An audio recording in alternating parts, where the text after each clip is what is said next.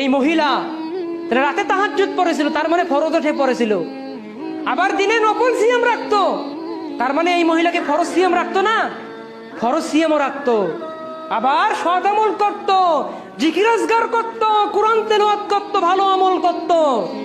শুধু তাই নয়, আবার দান সদকাও করতো। কিন্তু জান্নাতে যাওয়া আসছে না। কি কারণ? কি কারণে জান্নাতে যাওয়া আসছে না? একটি মাত্র কারণ, সেটি হলো জবান দিয়ে প্রতিবেশীকে কষ্ট দিয়েছে, জবান দিয়ে প্রতিবেশীকে গালি দিয়েছে, জবান দিয়ে প্রতিবেশীর সাথে খারাপ ব্যবহার করেছে। এই প্রতিবেশীর সাথে খারাপ ব্যবহার করার কারণে ওই ব্যক্তি তাহাজ্জুদ পড়ে, সিয়াম রেখে, দান সদকা করে, আপনার জিকির আজকার করে, আপনার সৎ আমল করে জান্নাতে যেতে পারতেছে না। তাহলে আপনি যদি তাহাজ্জুদ পড়েন, আপনি যদি সিয়াম রাখেন, আপনি যদি সৎ আমল করেন, আপনি যদি দান সদকা করেন, কিন্তু প্রতিবেশীকে যদি কষ্ট দেন, নিজের ভাইকে যদি গালিগালাজ করেন,